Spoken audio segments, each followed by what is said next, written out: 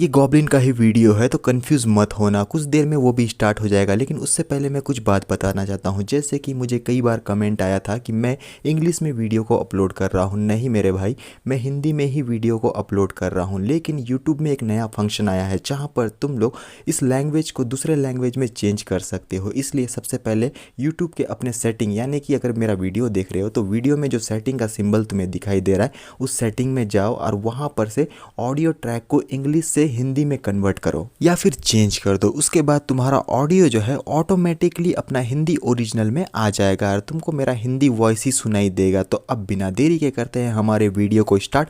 और एपिसोड की शुरुआत में हमें दिखाया जाता है वही समय जहां हमारा लिन इस यति को बहुत ही बुरी तरीके से टॉर्चर कर चुका है अपने अपोलो हार्ट का इस्तेमाल करते हुए। रेड हेयर यति जमीन पर तो आइसक्रीम की तरफ फैला हुआ है और लिन अपने हाथ को आगे बढ़ाता है और इस यति का जो आइस है उसे अपने हाथ में लेकर सीधा मुंह में डालते हुए कहता है कि ये तो बिल्कुल अच्छा ही टेस्ट कर रहा है। इसका जो टेस्ट है वो थोड़ा सा स्ट्रॉबेरी आइसक्रीम के समान ही है। तो अब खड़े खड़े रहकर देखने का कोई मतलब नहीं बनता। चलो इस यति के ऊपर में अब टूट पड़ते हैं यार। लिन तो पूरी तरीके से उसके आइस वाले बॉडी के ऊपर में डुबकी लगा चुका है और ये सब कुछ देखकर यति चिल्लाकर बोलता है कि तू सचमुच में बहुत ही बड़ा बीस्ट है। तेरी हिम्मत कैसी हुई मेरे ही आंखों के सामने में मुझे खाने की? क्या तू किसी को जान से मारने से पहले उसके स्पिरिट को पूरी तरीके से डिस्ट्रॉय कर देता है? नोटिफिकेशन अपेयर होकर कहता है कि होस्ट को बहुत बहुत बधाई क्योंकि होस्ट ने ब्लिजर्ड एनवायरनमेंट स्किल को हासिल कर लिया है। लिन जिसके हाथों में यति का आइस बॉल यानी कि आइसक्रीम मौजूद है वो ये नोटिफिकेशन देखते हुए अपने मन में कहने लगता है कि मैं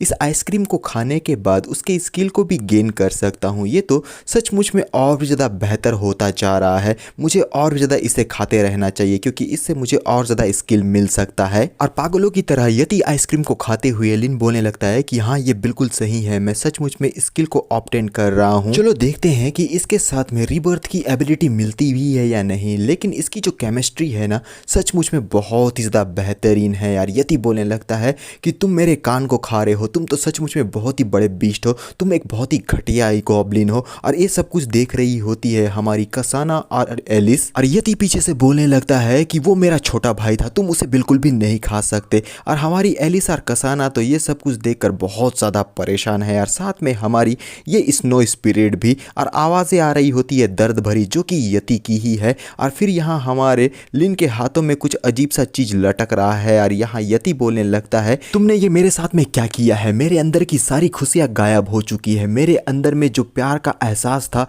उसका एक कतरा भी मेरे अंदर नहीं बचा। तू सचमुच में बहुत ही बड़ा कमीना है। डीमन लॉर्ड तुझे इतनी आसानी से बिल्कुल भी नहीं जाने देंगे, वो भी मेरे साथ ये सब कुछ करने के बाद। मैं बस इंतज़ार कर रहा हूँ कि कब मैं जाकर डीमन लॉर्ड को तेरे बारे में बताऊंगा और वो तुझे इस दुनिया से ही ख़त्म कर डालेगी। और लिन चौंक कर इस यति को देखने लगता है जो बहुत ही ज़्यादा गुस्से में है। लिन अपने स्पेस स्टोरेज से अपोलो हार्ट को दोबारा से निकाल लेता है। एक डेविलिश लुक में स्माइल करते हुए यति से कहता है कि अब मैंने अपने माइंड को चेंज कर लिया है, मैं तुझे बिल्कुल भी ऐसे ही जान से नहीं मारने वाला। लेकिन इस बात को तू याद रखना कि मैं तुझे जान से ज़रूर मारूंगा और तेरी जो स्पिरिट है ना उसे तो मैं बहुत बुरी तरीके से डिस्ट्रॉय करूंगा। लिन के एक्सप्रेशन को देखते हुए यति इस बात को तो समझ गया है कि वो उसे आसानी से बिल्कुल भी नहीं छोड़ने वाला। लेकिन वो थोड़ा कंफ्यूज भी रहता है। वो बोलता है कि आखिर तुम ये क्या बोल रहे हो? फिर वो जैसे ही मौका मिलता है अपने ही केव से दुम दबाकर भाग निकलते हुए कहता है कि ये सब कुछ बिल्कुल भी ठीक नहीं है, तुम लोग सचमुच में बहुत ही बड़े कमीने हो,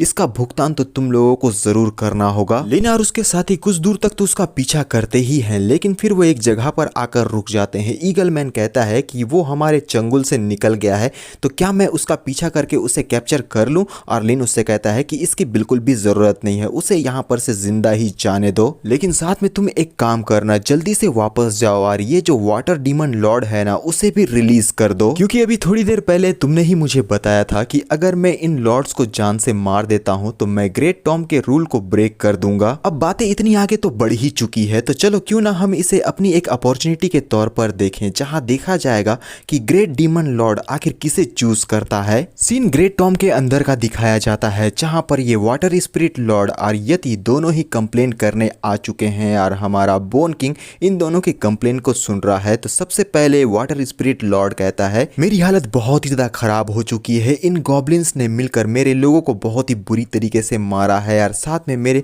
कई सारे फीमेल्स को भी किडनैप कर लिया है ताकि उन्हें ब्रीडिंग मशीन के तौर पर इस्तेमाल कर सके। यति कहता है बोन किंग मेरी हालत तो इससे भी ज्यादा बदतर हो चुकी है। मैं अपने नॉर्थर्न स्नो फील्ड में बहुत ही अच्छी तरीके से काम कर रहा था, लेकिन इन लोगों ने आकर मुझे बहुत ही बुरी तरीके से मारना पीटना शुरू कर दिया। स्पेशली वो लिन टियान, उसने तो मुझे खाना शुरू करके इतना ज्यादा खा लिया कि मेरे अंदर में प्यार का एक कतरा तक नहीं बचा। ग्रेट डीमन लॉर्ड, हमारे साथ में जो भी अत्याचार किया गया है इसके लिए आपको हमें जस्टिस तो दिलवाना ही होगा। हम बड़ी ही उम्मीद से आपके पास में आए हैं यार। हमारा बोन किंग उन सारे लोगों की बातों को अच्छी तरीके से सुनने के बाद उन्हें ही देख रही है यार। दूसरी तरफ हमारी सुक्कुबस कहने लगती है इन दोनों से कि तुम दोनों की बातों को सुनकर मुझे ऐसा लगता है कि अब ये गॉब्लिन किसी तरीके से और भी ज्यादा पावरफुल बन चुका है, लेकिन तुम लोगों को बिल्कुल भी शर्म नहीं आई क्योंकि तुम दोनों भी तो ग्रेट लॉर्ड्स हो और वो भी इतने बुरी तरीके से एक गॉब्लिन के हाथों तुम लोग मार खा गए। तुम दोनों को तो शर्म से ही मर जाना चाहिए। यदि तुम एक काम करो, जाकर आग में बैठ जाओ और वाटर स्पिरिट लॉर्ड तुम जाओ रेगिस्तान के नज़ारे देखने के लिए, तुम ऑटोमेटिकली पानी की कमी से वहां मर जाओगे। ग्रेट डीमन लॉर्ड यानी कि बोन किंग इस जगह से डिसअपेयर होते हुए सुक्कुबस से कह जाती है कि रेबिका तुम जाओ इन दोनों को लेकर गॉब्लिन ट्राइब में, और हमें जो एक्सप्लेनेशन चाहिए वो तुम्हें वहां पर जाने के बाद बड़े ही आसानी से मिल जाएगी। और रेबिका चौंक कर उसकी बातों को सुनती है। यति और वाटर स्पिरिट लॉर्ड दोनों ही अपना सर झुकाकर घुटने टेके हुए कहने लगते हैं कि ग्रेट डीमन लॉर्ड आपका बहुत बहुत शुक्रिया, हमारा यहाँ आना बिल्कुल भी व्यर्थ नहीं गया, आप हमें जस्टिस दिलवा कर ही रहेंगी। सीन शिफ्ट होता है लिन के ट्राइब के तरफ जहाँ पर बहुत सारे जंगल के बीचों बीच में टेंट गड़े हुए हैं और अचानक से यहाँ पर एक टेलीपोर्टेशन हो चुका है जो कि रेबेका और साथ में वाटर स्पिरिट लॉर्ड यति इस जगह पर आने की निशानी है। और इस टेलीपोर्टेशन को देखते हुए हमारी जो गॉब्लिन मून रहती है वो लिन को बताती है कि बॉस ये टेलीपोर्टेशन आ रहा है जो कि ग्रेट टॉम के नेजरिक्स ने यहाँ पर सेट किया था जब आप यहाँ पर नहीं थे और हम उन्हें नहीं रोक पाए। पीछे में तुम लोगों को गॉब्लिन्स के बच्चे दिखाई दे रहे हैं, यानी कि गॉब्लिन ब्रीडिंग का जो काम है वो बहुत ही अच्छे तरीके से आगे बढ़ रहा है। इन सब की देखभाल के लिए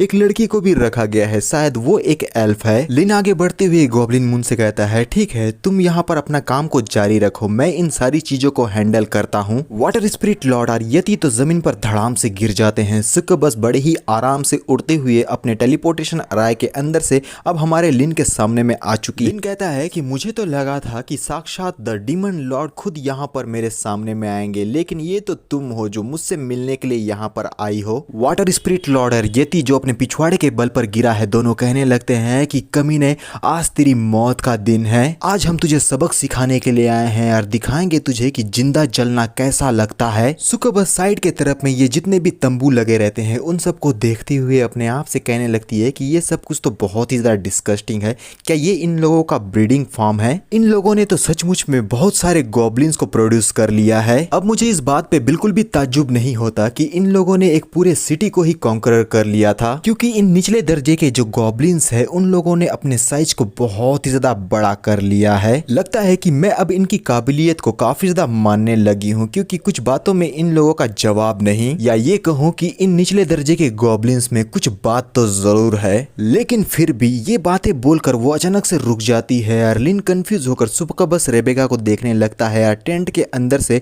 हमें हमारी एलिस निकलती हुई नजर आती है और उसे देखते हुए रेबेका तो पूरी तरीके से चौंक कर कहने लगती है अपने मन में कि ये बिल्कुल भी नहीं हो सकता, क्या ये सचमुच में स्वाट सेंट एलिस है? एलिस अपने टेंट का पर्दा हटाकर एक सीरियस लुक में सुक्कुबस से रेबेका को देखने लगती है और रेबेका अपने मन में शौक होकर कहने लगती है कि लास्ट टाइम जब मैंने स्वाट सेंट को इससे पहले देखा था उस वक्त का फीलिंग और आज के फीलिंग बहुत ही ज्यादा डिफरेंट है। एक थ्रेट वाला सेंस पहले के मुकाबले में बहुत ही ज्यादा स्ट्रॉन्गर है और हमारी एलिस के बॉडी से हमें रेड डार्क कलर की एनर्जी रिलीज होती हुई दिखाई देती है। दोबारा से सुक्कुबस रेबेका कहने लगती है कि आखिर अचानक से इसके साथ में ये सब कुछ क्या हो गया कि इसका पहले का ऑरा और अभी के ऑरा में इतना ज़्यादा डिफरेंस आ गया। और हमारी एलिस लिन से बोलने लगती है कि लिन अगर तुम्हें इससे डील करने में मेरी मदद चाहिए तो मैं तुम्हारी मदद कर सकती हूँ, क्योंकि ये लोग यहाँ पर कुछ ज़्यादा ही हल्ला कर रहे हैं। और लिन कहने लगता है कि नहीं इसकी ज़रूरत नहीं है, तुम वापस जाकर आराम कर सकती हो। और एलिस कहती है कि ठीक है जैसा तुम कहो। और रेबेका अपने मन में परेशान होकर कहती है कि आखिर ये एलिस इसकी बातें इतनी ज़्यादा क्यों मान रही है, आखिर इस स्वाट सेंट के साथ में हुआ क्या है? क्योंकि पहले ये जितने भी मॉन्स्टर्स होते थे उन सबको अपना एक कट्टर दुश्मन की तरह मानती थी और हर हालत में उन सबको जान से मार देती थी। लेकिन इस गॉब्लिन के ये ऑर्डर को अब फॉलो करने लगी है। ये सब कुछ मुझे बिल्कुल भी समझ में नहीं आ रहा है। आखिर ये रियलिटी में लिन टियान है कौन, इसकी आइडेंटिटी क्या है जो स्वार्ड सेंट एलिस तक को अपने कंट्रोल में नचा रहा है। और वहीं पे दूसरी तरफ हमारे जैसे कुछ ठरकी गॉब्लिन्स जो इस सुकुबस रेबेका को बहुत ही लालच भरी निगाह से लार टपकाते हुए देख रहे हैं, क्योंकि सुकुबस रेबेका का जो फिगर है वो बहुत ही ज़्यादा ज़बरदस्त है। मैं पहले के सीन में नहीं बोल पाया लेकिन अभी बोल रहा हूँ, बहुत ही बड़े बड़े बुबरे मॉन है गाइस। और इन सब को हमारी सुकुबस रेबेका बहुत ज़्यादा पसंद आ चुकी है, क्योंकि अब ये बहुत ही बुरी तरीके से ब्लश कर रहे हैं। लिन कहता है कि आखिर तुम यहाँ पर क्या कर रही हो, क्या ग्रेट टॉम ने तुम्हें मेरे पास में भेजा है? मैं इस बात पे तो पूरी तरीके से श्योर हूँ कि तुम यहाँ पर सिर्फ खड़े रहकर सारे नज़ारों को देखने के लिए तो बिल्कुल भी नहीं आई होगी। ज़रूर यहाँ पर तुम्हारा कुछ काम होगा। लेकिन हमारे जो गॉब्लिन्स है वो यहाँ लार टपकाते हुए खुश होकर सुकुबस रेबेका को ही देखे जा रहे हैं। और रेबेका कहने लगती है स्माइल करते हुए अपने बड़े बड़े बुबरेमॉन को हमें दिखाते हुए कि ओह, तुम मुझे इन गॉब्लिन्स की तरह नज़र क्यों नहीं आ रहे, तुम तो बहुत ही ज़्यादा डिफरेंट हो। क्योंकि ये जो गॉब्लिन्स है वो लार टपकाते हुए मुझे देखे जा रहे हैं, लेकिन तुम इनसे जस्ट अपोजिट एकदम शांत होकर मुझे देख रहे हो, जो कि बहुत ही ज़्यादा अलग है। और इसी के साथ हमारा ये पार्ट भी यहीं पर ख़त्म हो जाता है। मानता हूँ कि थोड़ा सा छोटा पार्ट है, लेकिन क्या कर सकते हैं, हमें नेक्स्ट पार्ट आने का इंतज़ार तो करना ही होगा। और नेक्स्ट पार्ट में हो सकता है कि हम लोगों को सुकुबस रेबेका और लिन के बीच में कुछ कुची कुची वाला केमिस्ट्री देखने को मिल जाए। और अभी के लिए बस इतना ही, मिलते हैं नेक्स्ट पार्ट में, तो बाय।